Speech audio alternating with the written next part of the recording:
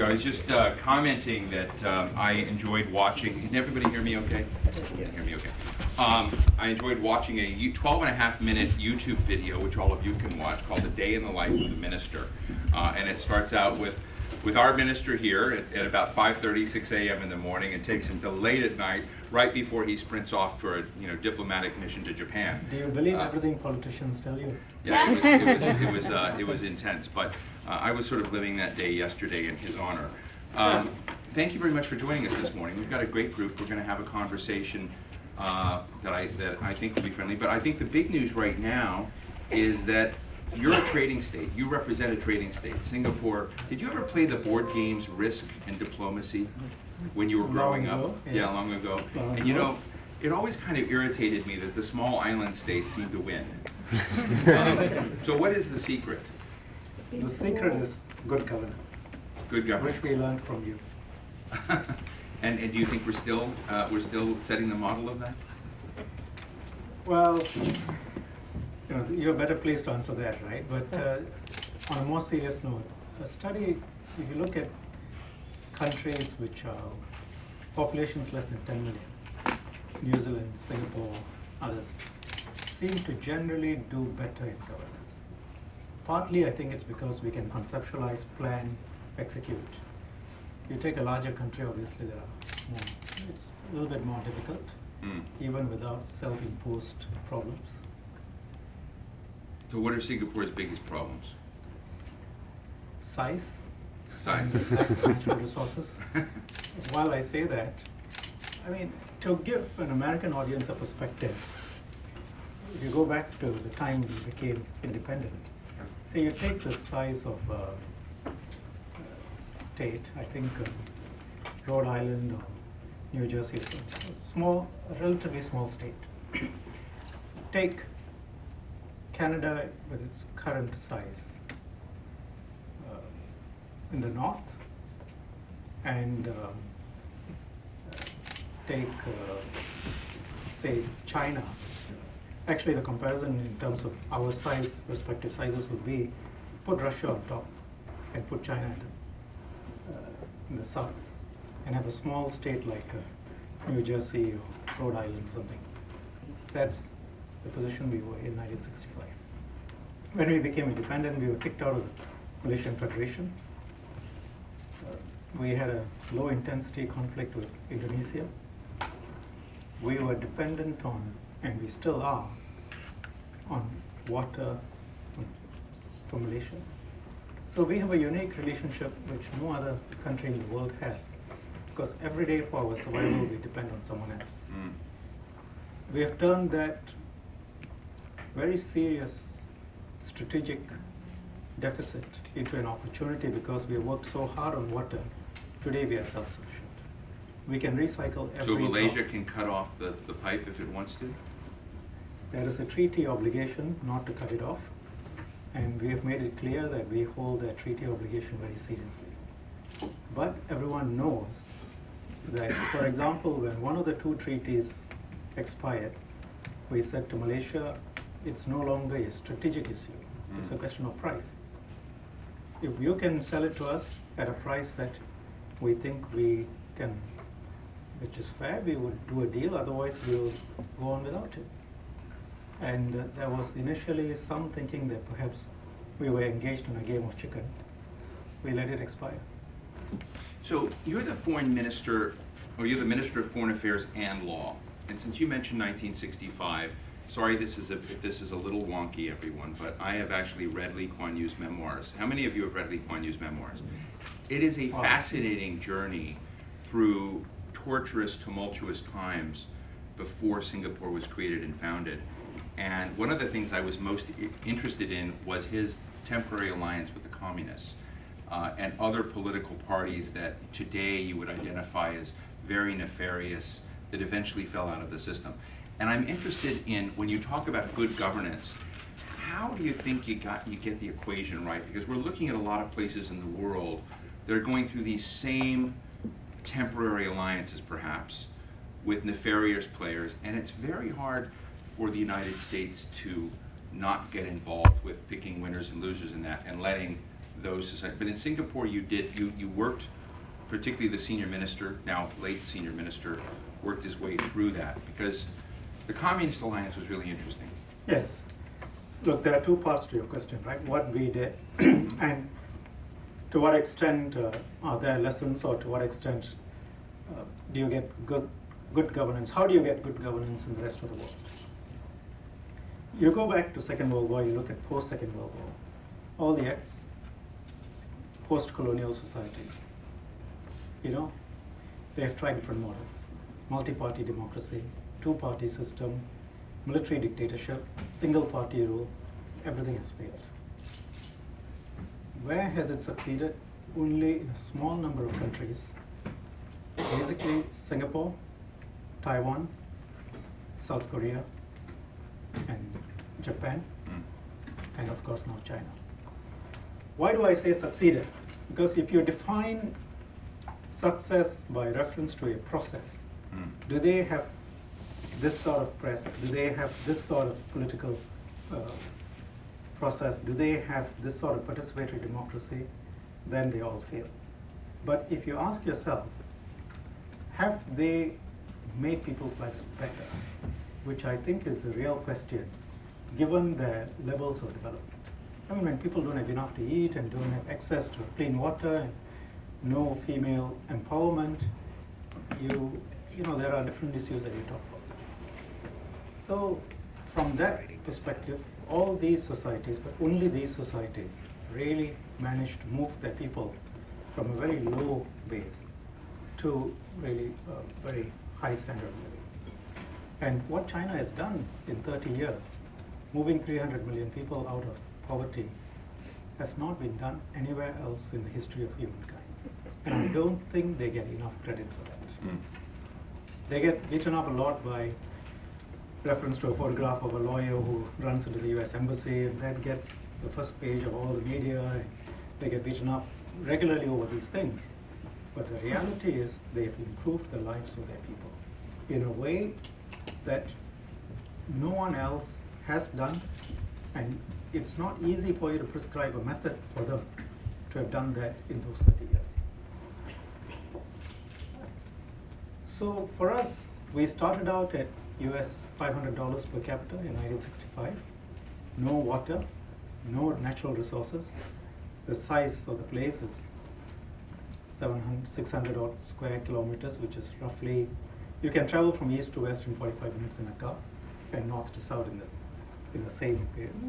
Smaller than an average city in the US. A Chinese city which has been kicked out of the Federation of Malaya and with conflict with Indonesia. How do you survive? Centralized power. We were lucky, some things cannot be legislated. We had a set of people who were incorruptible, who took very seriously that there had to be good governance and there had to be clean governance. And not only from themselves, but would not allow corruption anywhere else in society. And set about creating a political system that had a cornerstone of being corruption-free. And long-term planning. You don't think in terms of the next elections. You think in terms of 20 years, 25 years. What do you need? And you put in place. And we were lucky enough to have people who were not ideological when people were talking about import substitution and self-sustenance and producing everything yourself. We were quite happy for international companies to come in. Factors of production, look at where our strengths lay. And companies were very surprised. They'll talk to our finance minister and he will say, of course we want you to make money. And the tax and fiscal system had no retrospective legislation. Rule of law was fundamental, because without that you can't succeed. We have had our run-ins with your media because we see the role of the media slightly differently. We don't look at it as a fourth estate. In an ideal world, the media would not be, they will be saints, they will not be subject to the same influences, they are not owned by press barons, they are not suborned by advertisements. and they put forward views on different sites, and then you get a lot of light and much less heat.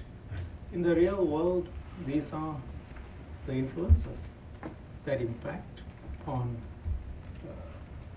how the political system is viewed.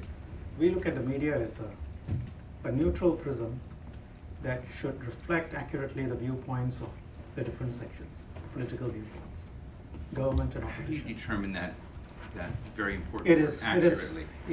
well, so they do not get into a campaign mode. The government has a view, public have a view, opposition has a view, political parties have a view. You put it out, whatever they say, and let people decide for themselves. But if the media decides to campaign, and I'm not saying one model or the other is the right one. Our view is that the media decides to campaign and cast the government or the opposition in a specific light every day, eventually you'll end up influencing public opinion. And at least at that stage of the development, our view was this is the role of the media. Do you think, I mean, the media wasn't an angle I was going to go, but since you mentioned it. Yes. Some of the Western publications that have gotten into trouble in your place are like The Economist over time. And Sure, the Economist, yes. a while back, The Economist was in the doghouse. I remember because I was in Singapore at the time. It may not have been one of the highlight cases, but Right. it doesn't seem The Economist is designed to be on a campaign. But do you think that over time there's become, has the Singapore government gotten thicker skin in the sense of being able to deal with criticism or alternative views from the media than it was, say, 20 years ago? Actually, it's the reverse. In the sense that when you say the media gets into trouble, quote unquote, it's usually two things. One, they print a story. We think it's factually inaccurate. We ask for the right of response. Media, relying on media freedom, will say, no, you're not entitled to your viewpoint. And we say to them, you believe in these values of open debate. You have published something. Why don't you publish our response? And we'll point out all the flaws in your argument and let your readers judge for themselves. I think that's what happened to The Economist. And when they edit out key facts, then we will say to them, okay, we are not worried about your opinions, but if you are really so purist, then let's take out all the advertisements and you can circulate in Singapore without advertisements. Let's see how much you're interested in freedom of viewpoints. Because all we're asking for is print our viewpoints and let the readers judge for themselves. So that's one. So often the arguments will be, we want you to print this in response to your article. You refuse, we will tell you you can circulate but take out your adverts. Second is, when they get into the field of libel, i.e. you print something which is factually inaccurate, making a personal allegation, and if you say I've taken money and I haven't, I take that seriously, and I'll sue you. So that's the second type. Beyond that, if you look at our internet penetration, it's more than 100%. If you look at the availability of media, anything that you read anywhere in the world, subject to two things really, pornography and also race, religion. We are quite sensitive about Of course, that. pornography helped the internet grow very big in the United States. Right. Yeah, they don't discount how the power of sex. We never do. But so subject to these two restrictions, it's you can access anything. Let me ask you a question. Let's come to more current events here. Singapore, your prime minister has been over multiple times in the last few years, as well as many of your other ministers, saying that America needed to lead in the trade arena. And we've just seen right before your trip here the collapse, or what seems to be at least the temporary collapse of, it's hard to read what just happened, but Trade Promotion Authority, Trans-Pacific Partnership, things are stalled at least. And so what is your sense from where you are of America's place in Asia? When I was asked this question yesterday at CSIS, and for several years we've been saying the same thing, me, others. American credibility would be seriously impacted if you don't do this. Why do I say that? Take it at different levels. First, simply from the point of view of economics. You're looking at a region of the world which has 40% of GDP, and it's growing. People think of China, but in addition to China, there is ASEAN, which, as I said yesterday, and I've said frequently, is the 7th largest economy in the world, the 10 countries of ASEAN. $2.4 trillion, which is linking up with Australia quite strongly with another $2 trillion. And ASEAN's economy is expected to grow to $4 trillion within 5 years. So that's a huge economy. You have Japan. You have the rest of the Pacific Basin. You're either in or you're out. There's no halfway. Well, there are a number of trade deals that have been concluded. There are a number of others which are in the process of being concluded. You're really not parties to any of them. And what is your halfway house? In a sense, the history of East Asia, Asia Pacific, is being rewritten through trade deals, new multilateral institutions, new the growth driving new factors of productivity and consumption patterns. You are not really in the driving seat right now. Can you, as a Pacific power and as a world power and a world superpower, afford not to be fully engaged in that region, which is going to determine the future of the world in this century?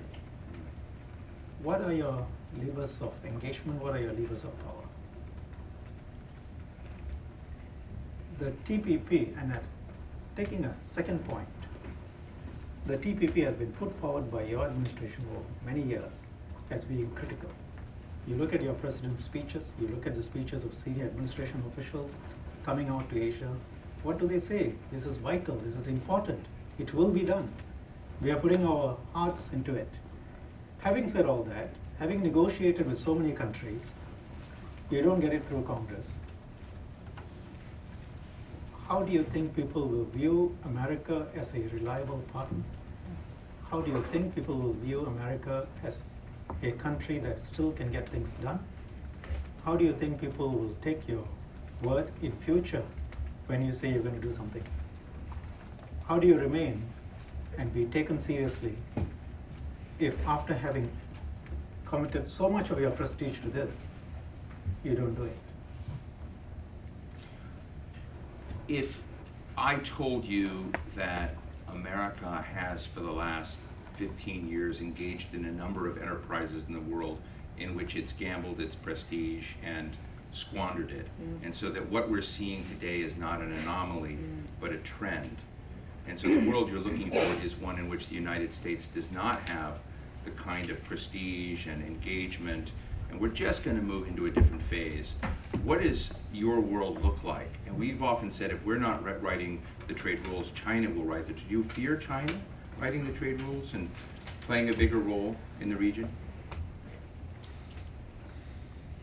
First of all, we, I think, often are slightly more optimistic about America than Americans are. Or have been in the I'm last not few saying I'm years. not, I'm just saying let's have a scenario. So I say that factually because I've been coming here since 2011 when I took over the foreign ministry, and the mood in 2011, 2012 when you couldn't get the budget passed was pretty bleak. And we used to go to the think tanks and say, it's not too bad, because from our perspective, you have one enormous strength, which is you are still, the best talent from around the world still gravitates to America. So publicly I'm on record as saying that your educational system, public education system for the elementary level and high school level is not great compared with your private school system. You don't really do a good job.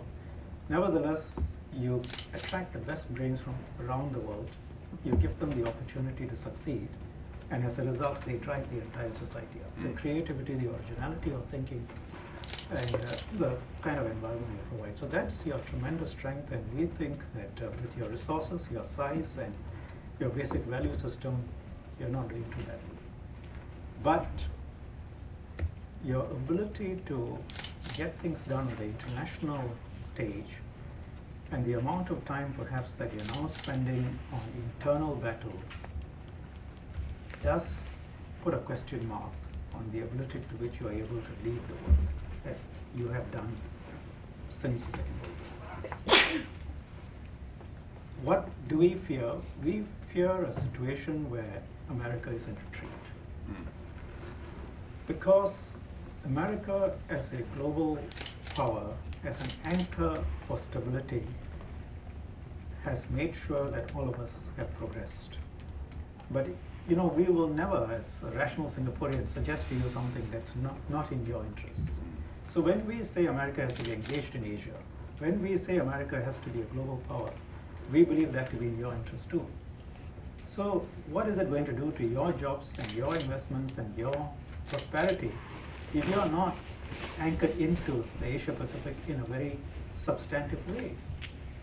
You yourself are going to suffer badly. But see, I thought you were a realist. You sound like you're planning on a sort of hope-based strategy. I'm saying, you know, if you were to go to the Chinese reaction to President Obama's national security strategy report, not the latest one, but the one Yes. before, China came out and said, this is America in strategic contraction around the world. Right. And so, not to sort of overrate this thing, but are you fearful in some ways of a rising China in the sense? And you know, the fact is that many people just see the United States as more inward looking, as getting its feet burned in Iraq. Things aren't going well in a lot of the international institutions, so why not pull back for a couple of decades? So the first 3 points really. One, am I basing my viewpoints on hope? And two, is America in contraction? And three, do we fear a rising China? If I can take it that way. Those are great questions. We are supreme realists. And the realism makes us think that America eventually will get it right, as it always has done. Because even now, if you can see, yes, there are lots of distractions, but you see also viewpoints coming up within America that we perhaps have reacted too negatively to the events of the Middle East, and we really need to lead the world. You do get sensible viewpoints of that nature. Our own thinking is American interests are too intertwined with that of the world for you to be able to contract. It will require, it just doesn't sound commonsensical, and we think that eventually you will be commonsensical. That, I think, leads me to consider the question, are you in contraction? I think you have been for a while as a reaction to the sharp lessons of the Middle East. I sat with a bunch of serious Middle East experts yesterday over lunch, and this was the question I asked them. Look, let's not get to the difficult issues of what is actually happening. In an ideal scenario, if you had a blank piece of paper, what would your ideal solutions look like? And they really couldn't tell me. So you are in a situation where, it's a quagmire. You really don't know what you want to achieve. You can't even identify what it is that would be ideal. And if you can identify what is ideal, getting there is going to be quite interesting. So that's going to keep you occupied. Is it, does it necessarily mean that you will therefore ignore the rest of the world? There is that risk. I think most of us think that eventually you will get out of your funk and take the world for what it is and deal with it. But perhaps there is a risk, and which is why people like Singapore keep making that point to you. That you have friends outside who look at you in this way. You have a role to play in your own interests. And to the extent possible, we try and participate in your debate. We succeed, Now, third question, do we fear a rising China? Rising China has been a tremendous positive for all of us. For you as well as for us, China today is either number one or number two in terms of investments, in terms of trade, everything. And for a small country like Singapore, if you're smart and you're next to a huge rising economic power, it has tremendous benefits. So we do not fear a rising China. We welcome a rising China. What we want, however, is a rising China that rises within the accepted international norms and international laws. And we see that a rising China will inevitably compete with a currently dominant United States. Mm-hmm. There is no running away from that. But this rising China is also rational in that it will not want a conflict with the United States in the foreseeable future, because their primary aim is to move their people up from $7,000 to $8,000 GDP per capita to $15,000 to $20,000 GDP per capita. That's not going to be achieved by engaging in a conflict either with you or with Japan or with any serious power. And but like any country, they will identify what their interests are. They will push in every way possible. And today, China, in the way it is set up, is better able to identify its national interests and plan for it and push for it with a long-term view, better able than you are because of your political system. And they are smart people, they are long-range thinkers, and they will use every tool they can. And when they see weakness, they will certainly push. We want a situation where, we don't want conflict, we don't want tensions to increase. That's not how Asia Pacific has progressed. And we ask for there to be a balance and for America to remain engaged, because that's what guaranteed our progress. Our meaning the entire region's progress and your prosperity as well. Before I go to the audience, I have one last, because you talked about China, you're concerned about China rising with and coalescing with existing international norms and standards. To some degree, Lee Kuan Yew, intellectuals like Kishore Mahbubani, and others were the promulgators of the Asian values debate, that America needed to look at systems that were creating economic development but may be quite illiberal, and the Lee Kuan Yew was quite adamant about that. So, and many people look at China as an example of that. So I guess my question is, would there be a concern about China just reestablishing and resetting the norms of the system to be something closer to what Kishore and others have defined as Asian values, and let that be the global norm? I'm not sure the Chinese think that they can go and set the global norms on how other people ought to behave based on their internal systems. Their internal structure, if you look at it, is actually perfectly logical. They look at their country, 1.3 billion. They are the same geographical size as you, but they've got 4 times the population at a much lower level of development, lower levels of education, technology. And if you look at resources per capita, obviously with 4 times the population and the same geographical size, you're much better off.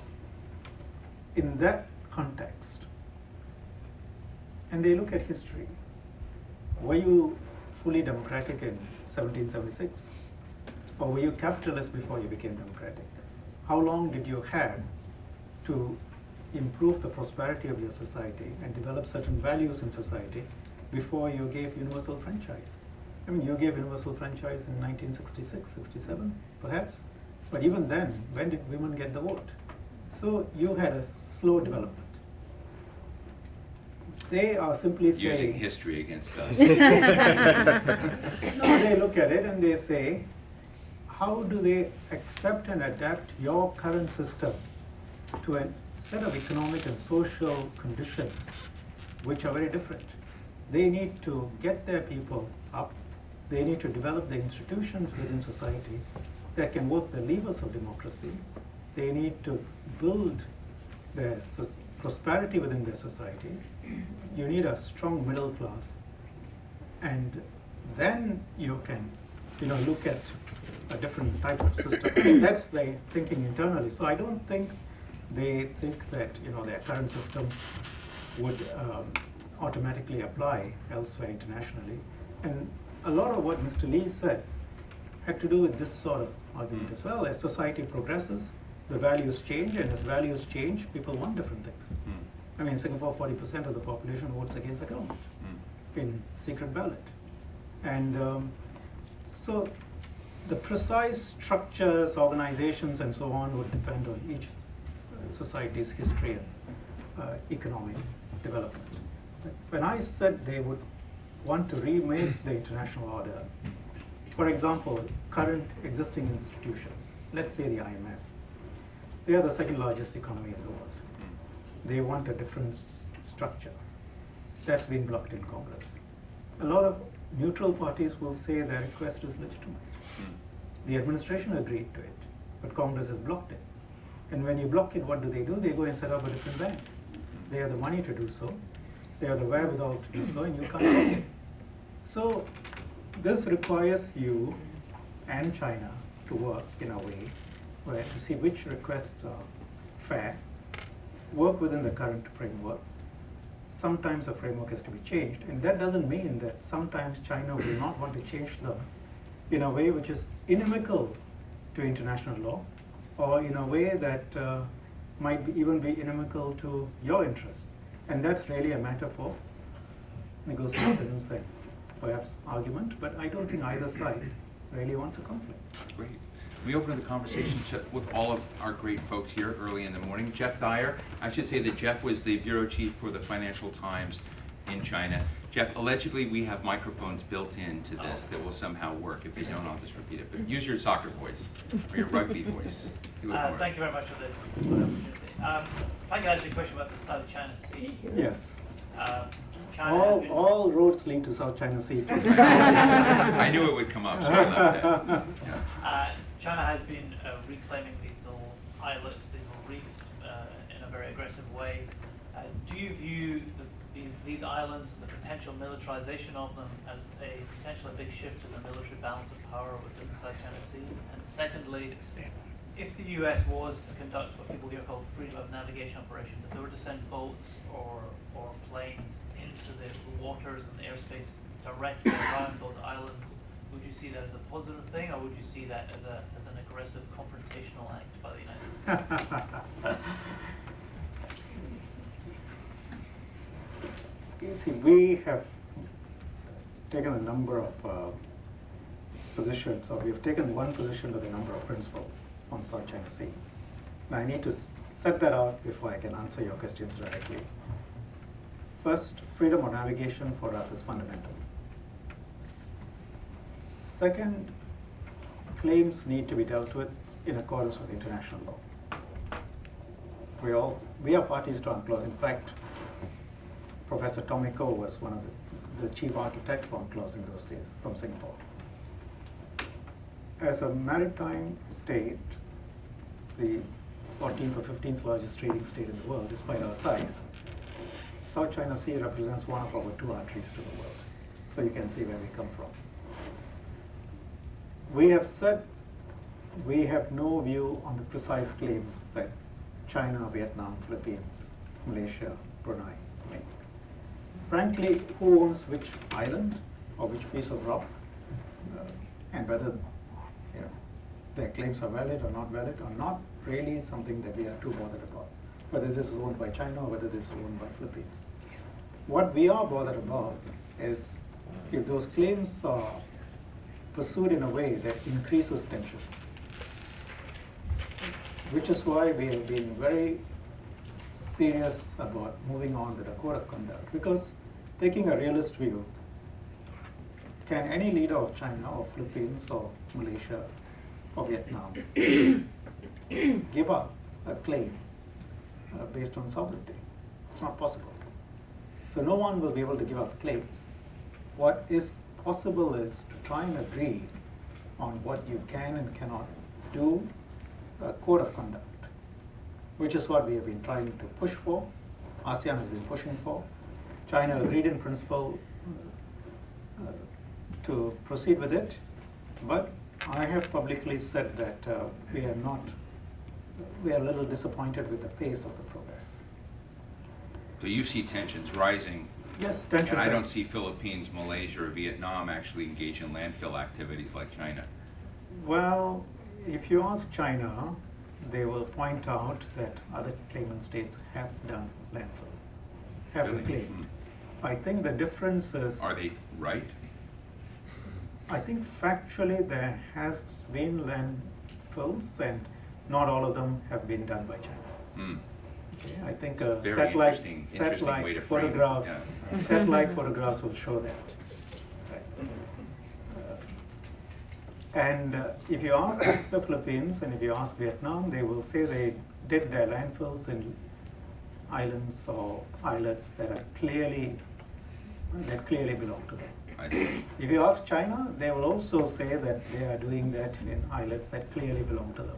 Mm. Since everyone is absolutely clear as to what belongs to them, and all of those clear claims overlap with each other, you have a dispute. Mm. But most of the claimants involved do not acknowledge a dispute. And we and the non-claimant states say, look, okay, let's at least try and get a code to it. What you can and what you can't do, while you all try and sort these things out. I think the difference between China and the other claimant states is perhaps in the speed with which they're able to do the landfills. I mean, China, when it sets its mind, does it much faster. And so the speed, the pace of the landfills has been of a different magnitude. We certainly militarization, coming back to your questions, of these landfills is likely to increase tension.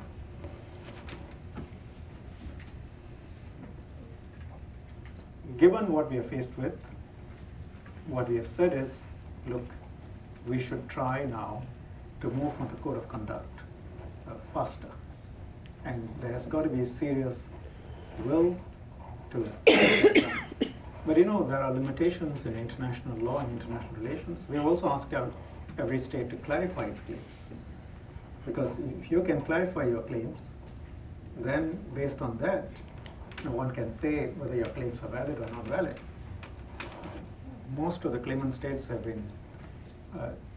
not really clarified how their claims are structured. But everyone is absolutely clear that it belongs to them. So that's what we're dealing with. And the US response? I think, US response, Japan's response, China's response, all of this is going in a path which we have been warning about. Warning? Warning about. Yeah, okay. Because inevitably when you can't dial down, you can't agree to for example, a code of conduct, you're going to have actions and counteractions and responses. And the only result of all of that is going to be increased tension. Increased tension in one of the most significant waterways, not just for us, but for East Asia, for the United States. But how do you unwind that? Because there's a point at which, and I think Jeff, if I'm wrong, tell me, that the challenge becomes a defining one that's more important than the islands in the water. It becomes one that other powers measure as a sense of commitment of America to the region. And thus, that's why there's such fear of escalation, is that if America blinks, sidesteps this, that ASEAN will then overwhelmingly tilt towards the preferences of China, because it will feel abandoned by the United States. So how do you escape the defining challenge not? What would, if you were Secretary of State here in Foggy Bottom, what would you do? Two parts to that. One is what does ASEAN expect, and two, what does the United States, what's the United States role? You see, this is an area, geographically, China is part of the region. The US is there because it wants to be there. The US is not absolutely present in the region geographically. In the rest of the world, whether Africa, Europe, and so on, if it comes to an ideological conflict, both sides are on equal footing. But in the East Asian region, geography favors China, history favors the United States, and that you've always been there and has been a guarantor of peace and progress. But it's not, and we have been emphasizing this, it should not be seen as a zero-sum game. It's not US or China. None of us, not one country in ASEAN wants to take sides. We want to be able to have a US which is present and engaged in the region, and we want to be able to trade and do business with China, and we say so publicly, and we don't see anything wrong with that. And we don't see why US and China cannot get their relationship right in that framework. As our Prime Minister said in the Shangri-La dialogue, China and the US say the Pacific is big enough for both. If big enough means dividing it up between the two of them, the rest of us get worried. If big enough means, that goes to traditional power politics. But if big enough means sharing it and working out a modus vivendi, that makes a lot of sense. It is possible because China is a rational actor, Japan is a rational actor, ASEAN is a rational actor, and US can be a rational actor. So, It's a very tweetable line. and for example, I think it's already out. China has announced that it's, I think, am I right, Peter, is it already out? Yes. China has announced that its reclamation or landfill activities are going to be completed. And implicit point being that whatever they're doing now will be done soon. And perhaps, I don't know, we may be reading too much into it, perhaps there are not going to be new landfill or reclamation activities, perhaps. But you see, there are these sorts of, everyone analyzes and assesses and then adapts to a position. We think that it's possible for the major parties involved to come together and move along a sensible path. I'm going to go here, but by the way, has China hacked all of your personnel records? My personal records are public information. So But once, has the government, have and you once ever? the NSA has it, I assume it has it. Because somebody from NSA will give it to them anyway. This is another question about China, but quite different. A lot has been said over decades about how Japan provided a sense of an example and leadership for the little tigers and the little dragons. There's some evidence that Singapore also provided something of an example to China, as odd as it seems looking at a map. That Chinese leaders were very impressed about the dramatic, quick success of Singapore, that Kuan Yew was asked to advise them. Could you elaborate on the role of Singapore in providing an example for China in its rising? In I think somewhat quick form. It's a little bit like a petri dish. You see, we are 74% ethnic Chinese. And Deng Xiaoping, the late Deng Xiaoping, visited Singapore in the late 1970s. He saw for himself what a group of immigrant Chinese could do in a little island overseas. And Mr. Lee told him, you have far more resources. The Chinese who came over to Singapore are peasants. You have the Mandarin class. You can do much more. And yes, the short form of answering you is that tens of thousands of Chinese civil servants, mayors and above, have visited Singapore, actually attended classes in our schools on governance. They looked at how we do things. And they went back and they've seen what can be adapted. Singapore has been asked to set up industrial parks with the Singapore style model and so on, which we have done. Suzhou Industrial Park, for example, with the Singapore style governance. The fundamental difference, and one which is truly fundamental, is Singapore only survives because of the rule of law. If I drive above the speed limit, I get a speeding ticket. Whether I'm a minister or I'm not a minister. That system is not currently in place in China because the 80 million cadres of the Communist Party are not subjected to the same rules as everyone else. And you want to build a modern economy, I think they've gone quite far with the current system. But the next level will require rule of law to play a bigger role. And they recognize that. Singapore started with the rule of law. From 1965, even before, Mr. Lee made it clear, rule of law, protection of personal property, equality before the law were fundamental, whether you're local or foreigner, whether an independent judiciary. That, I think, is going to be more difficult in China because how do you square that with the importance of something which is fundamental to them, which is the Communist Party remaining in power? So you need to square that. It's not easy. But in many other ways, including system of governance, they have looked at what we've done. I don't dare to say they copied it, but they looked at us very carefully because they see similarities in the culture and the systems. How have your students done compared to the ones that didn't come over in the corruption arena? You see, that goes back to rule of law. Because is authority going to be based on a person or is it going to be on a system? For us, it's based on a system, albeit very tightly controlled in the center. But everyone is subject to the same rules. But when you exempt a group of people from those rules, and they are given the power to decide on contracts, on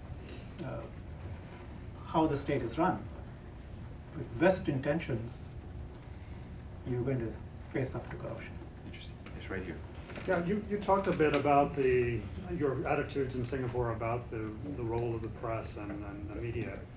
I just wonder if you think those same precepts apply in the rest of the world. A lot of the leaders in the other developing countries have taken on some of the kinds of attitudes about suppressing the press and not allowing free expression in their societies with very different results. You've managed to create more or less an open society with a lot of good information and circulating in the country, but most of the rest of the world has not been able to do that, and particularly China. I mean, you're next to a country that suppressed SARS, the information about SARS for a while. Do you worry about those outcomes and the kinds of approaches that others have taken from your examples? It's difficult enough to govern Singapore. You want me to answer for the rest of the world, but you see, I can't. In Singapore, I can tell you something.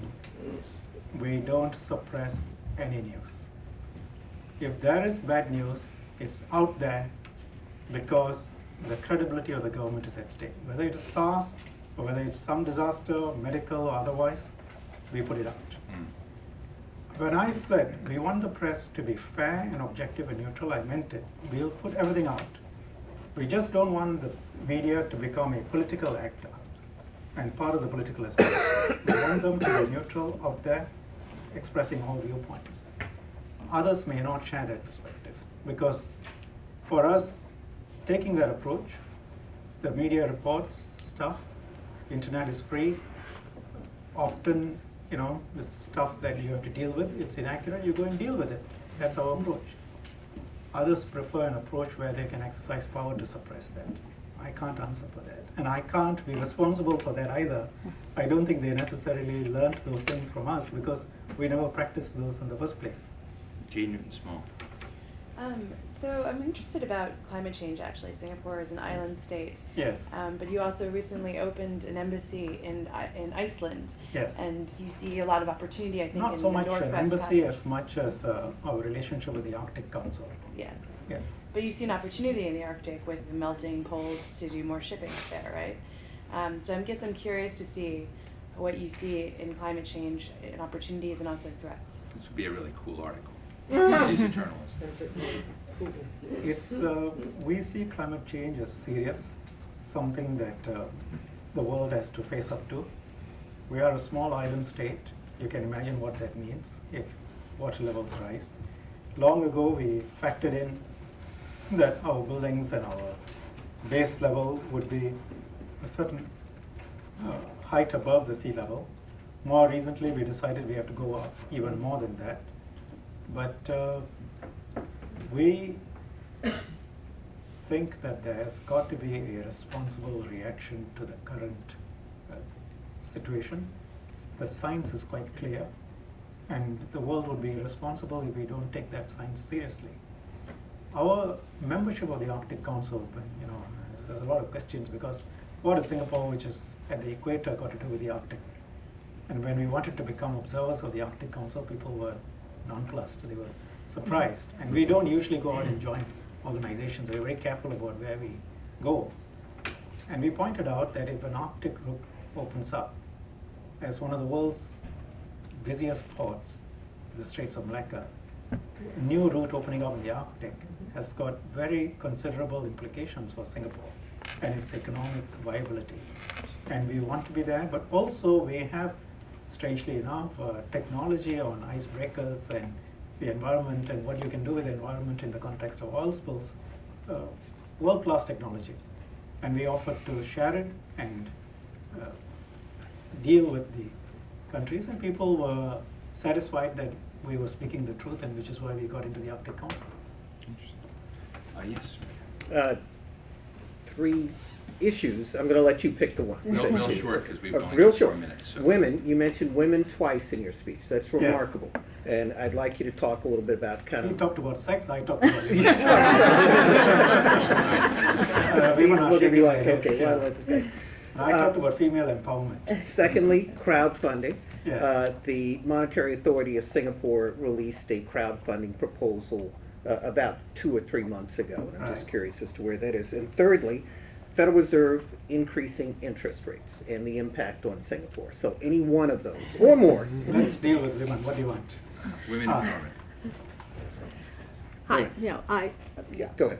I have a company in Singapore, and Yes. we met at the Singapore Women's Awards. Shoe Crazy Wine was one of the sponsors of Minister Shanmugam. I hope you remember that. And what I just wanted to say is that as You heard the speech. yes, Yeah. and as a small business starting up in startup mode in an Asian country, Singapore I chose because of its friendliness to women and small business owners. And I think it has, to me, an example to set even here in the U.S. because the government has given, tax breaks for small business coming in, and it's something that I don't see in my own country to be as welcome as a small business woman owner here. So I suppose women. Women. That was Well, the topic. I don't know that we target tax breaks for women. No. But Small I tell business. you what we do, we educate Mhm. and we strongly believe in the equality of sexes. Culturally, nevertheless, like in many other societies, our women face issues because they are the ones who bear the biggest burden of family upbringing, and at the same time to try and manage that in a career. I'm not saying anything new, Mhm. but in terms of educational opportunities, our women are on par, and they do extremely well. I used to practice in a law firm before I became a minister. 2/3 of my partners were women, based on merit. If you go to an accountancy, professional services, it's the same. If you look today, I've got a number of officers here, 1, 2, 3, 4, 5, 6, 7, 8, 9, 10. More than half are women. Yeah. Yeah. So that's the Foreign Service, which is the elite service in Singapore. I personally, when you heard what I said, was surprised when a group of women met me in Singapore and said, look, more can be done because women are not represented enough in the senior levels in corporations. And I was surprised because having been in a law firm environment where actually, and I was in charge of recruitment, we had to do affirmative action for the boys because there were just far more qualified women coming in. And if we didn't take in some boys, it would be completely off. And given that even in my top policy-making body, 3 out of the 5 were women, I said, what discrimination are you talking about? And then I went out and actually checked the figures on the corporate side, and they were not good. And so we're now trying to do some things about it. But if you educate a woman, particularly in less developed societies, you bring up the whole family. And therefore, money spent on educating women, healthcare, is far more useful than money spent elsewhere. It's been a fascinating hour. We're right at the end, and I just have two quick questions that I hope you can shed light on. Is one, do you support the Chinese renminbi as a reserve currency? I'm not an economist. Figure that'd be a yes or no. We think that there is I think it's a possibility that it might become, and I don't see why it should not become a reserve currency. But I don't know enough, honestly, as an economist. And did Lee Kuan Yew really wear exercise pants for 17 years, the same pair? That's what his daughter, who is a friend of mine, has told me, and I believe it. And I'm told that his wife will mend it for him. He's very, very abstemious. Yeah, I like this because as I was doing research, I ran into this story which I'd never heard before about the frugality of Lee Kuan Yew and trying to set up a model, and that he wore the same exercise shorts for 17 years. 17 years, Yeah, so. mended. I was in the US on a trip when I was much younger with him as a member of parliament. And at the end of dinner, the Americans were hosting us, and I ordered ice cream. So did he. When his wife is, she is quite careful about what he eats, but he decided to have ice cream. I hadn't factored in American-sized portions. So, there were 3 scoops, huge, and I don't take that much ice cream at night. So I took probably half of 1 scoop and left the other, and I got a scolding for wasting food. And, I said, how would I know they will serve me 3 scoops? He said, you should have checked first. Well, with that, thank you very much. Thank you.